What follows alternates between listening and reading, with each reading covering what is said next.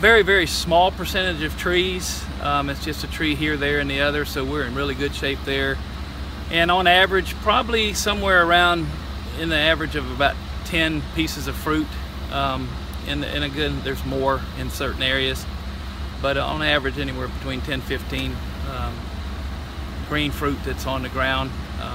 If you take that per tree, then it's going to be a significant number of boxes that will be short this year. But all in all, we were very blessed when that storm took a turn in towards the coast. It weakened it quite a bit, and it also helped actually where it came in.